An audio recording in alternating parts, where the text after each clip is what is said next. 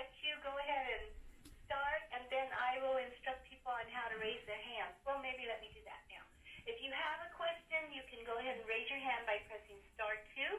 That's going to raise your hand. I'll be able to unmute your line so you can ask Alex a question. If you're on the web and you have a question, you can go ahead and type that in the little form there, and I will read that to Alex, and he can answer your question. So, Alex, hi. Hi, Johanna. Thank you so much.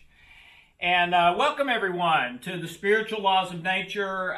We're trying to start something which is basically a discussion each week, and also you with your family and friends at home about the issues that are important to our life. I would say about the issues that are really matters of life and death. The spiritual laws of nature, which are just as certain as the physical laws, but maybe even more destructive over time. Today's spiritual law, how to never make the same mistake twice. And you know, when you say that, or hear it, I guess, it sounds pretty third grade, sort of, you know. Well, yeah, of course. But I've been doing counseling and therapy and coaching for, 35 years. And I'm not sure if I've ever had a client who either was not the reason that they were seeing me, or maybe it wasn't the reason, but it was still a big negative contributing factor to their life, that they kept repeating the same mistakes in their life. All right, and we all do it. And I would go to the great apostle Paul, who is considered by many the greatest apostle, and that great big church building in Rome named after him, and no, the one in London is named after him. The one in Rome, I think, is after Peter. But anyway, the great apostle Paul couldn't do it. He said, what I want to do is not what I do, but what I do is what I don't want to do, and I do it over and over and over. But think about that for a minute. If it was your children and they kept repeating the same mistake over and over and over and over, you'd probably get a little bit put out with them. After a while, like if you told your child, okay, you cannot have a piece of candy unless you come and ask me first, and that's probably going to be, like after lunch or after dinner or whatever, and you found that they kept eating candy at all other times, and they weren't asking you, you'd have to have a talk about that. This is not, and you might even say to them, son, daughter, it's not that difficult. You come and ask me first, okay? That's it. Why can't you get this? It's not rocket science. It's not that hard. But yet, as adults, virtually every one of us do it, okay? So I want to explore that a little bit. And to me, what it boils down to is what law you are living under in your life. There's two systems of right and wrong. And I'm not going to go into detail about this, but there's a lot more about this in the foundational materials on the YouTube channel. But the first system of right and wrong is in harmony with natural law, meaning a body in motion stays in motion. Gravity.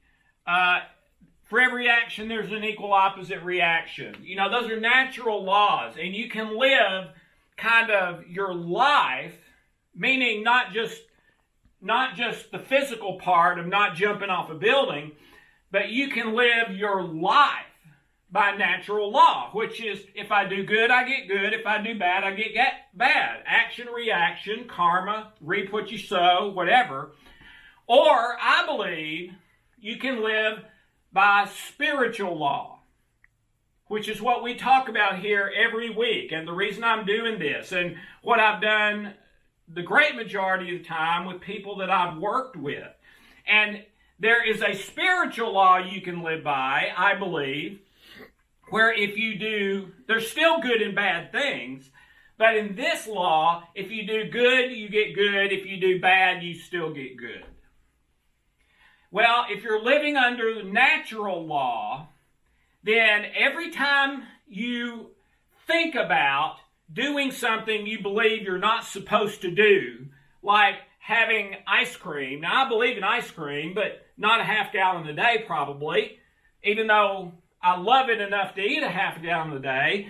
But the problem is, if I'm not having a great day, and so I start thinking about that Bluebell chocolate ice cream or that Bluebell cookies and cream ice cream, when I believe I should not have any today, we now know that that is the only thing in the world, as far as we know now, that activates both the positive and the negative hormones and chemicals in my brain and nervous system. They learned this from research on internet porn, okay? Typically, if I'm thinking about a fear-based thing, the negative chemicals get released. If I'm thinking about a love-based thing or doing it, the positive chemicals get released. But when I am imagining doing something that I don't believe I should do, after a certain period of time, it pulls the switch on all hormones and all chemicals. And it is a chemical tidal wave that some of the researchers have compared to taking heroin. And consciously or unconsciously, once you experience that, you want to experience it again. It's a rush, okay? So now thinking about the ice cream isn't just about the ice cream. It's also to get that rush, okay? And then I eat the ice cream, and then if I'm living in natural law, here comes all this guilt and shame for doing it. Okay, so I get tempted into doing it by all these chemical hormone rush, and then after I do it, I get beat over the head with guilt and shame for doing it, all which makes it much more likely that I'm going to do it again. On the other hand, if I'm living by the law of love, if you do good, you get good. If you do bad, still long term, you get good. Then I don't have that rush of chemicals, okay? And when I do the thing that I believe I shouldn't do, I don't get beat over the head with guilt and shame. I likely experience, after a little bit of disappointment with myself, but that's usually really light, I go to gratitude and thankfulness that I don't have guilt and shame about doing it. Because no matter what, I get good. All right? But probably one person in 100 that I've ever met is naturally, in their own life, living exclusively in the law of love.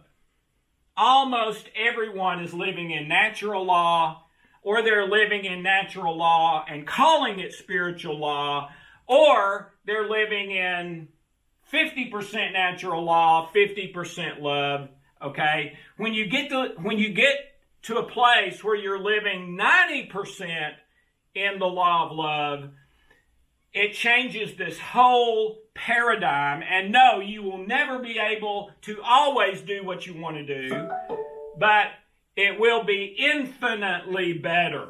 And it will not be a constant tension and stress thing. Okay? You'll feel like someone's taking handcuffs off of you. It's wonderful. But almost all of us are programmed for the natural law. And so we have to sort of do a human hard drive virus removal first before some of us can get to that law of love and do it. But there's a lot more about that in the teaching for this week. I just wanted to kind of hit the high points. But this is a crucial issue, because if you're living in the constant tension of doing regularly what you believe you shouldn't do, and then all the negative chemicals and the negative thoughts and feelings from that, it becomes a vicious cycle that can keep you stuck in your life for decades. So that's it for me, Johanna, for the overview.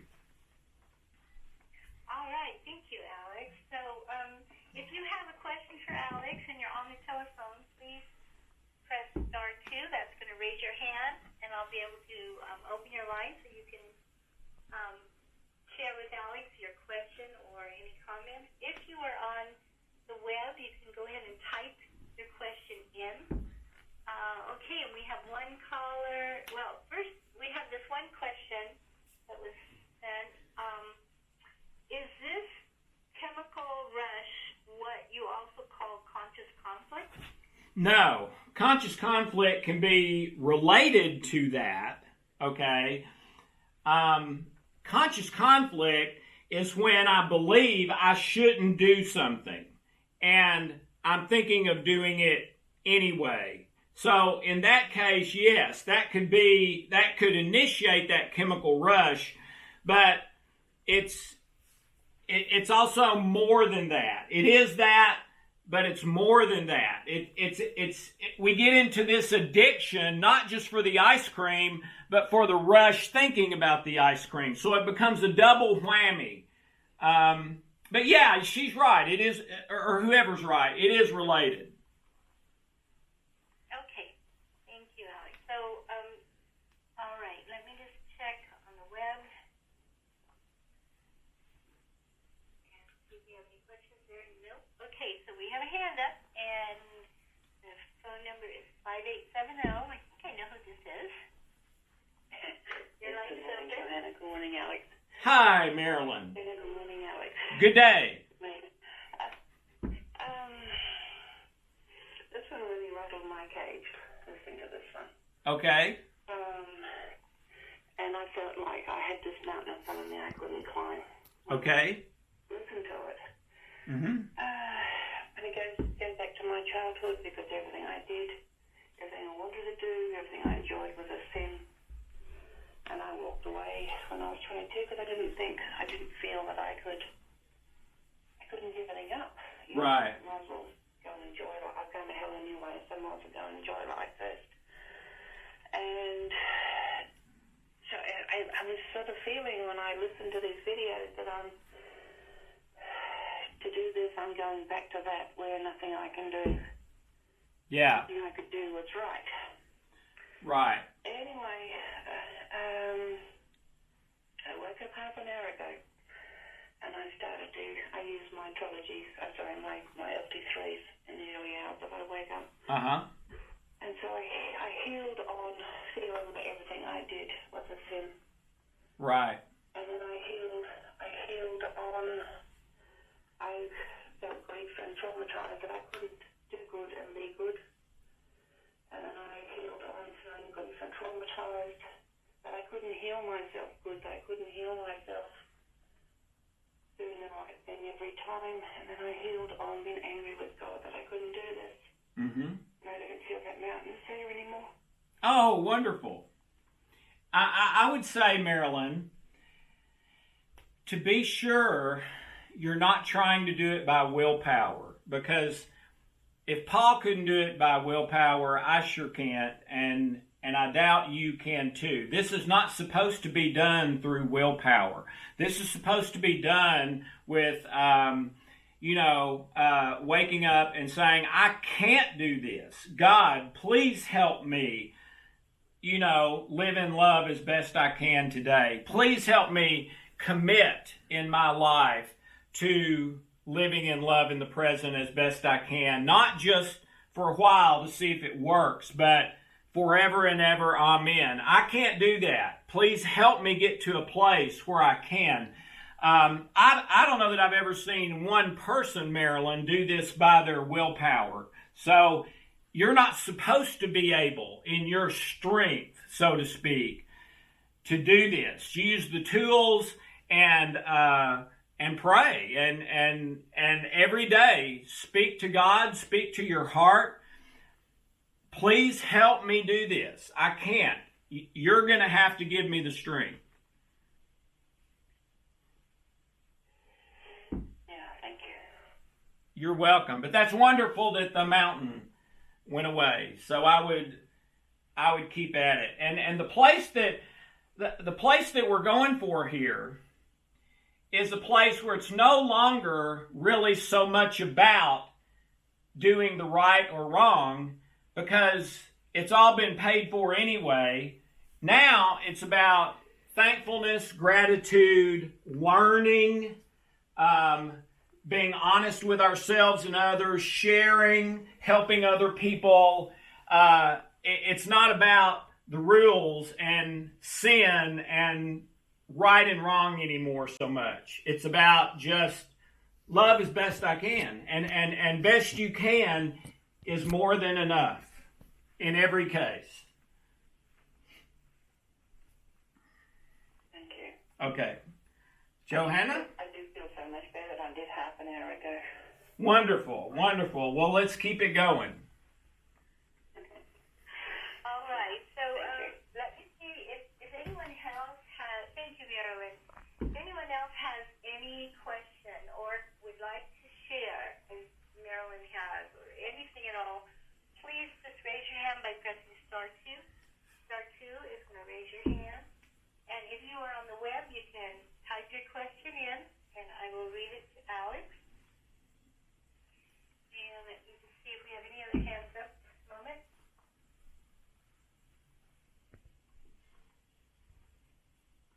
All right, so I don't see any other hands up, Alex. It looks like Okay. the main ones. Well, remember, if you hear this, that you can send your question in, we'll answer it, post it, and you can listen to it whenever it's convenient for you. But again, the whole point of this, let's start talking about these big, important spiritual issues of our life again.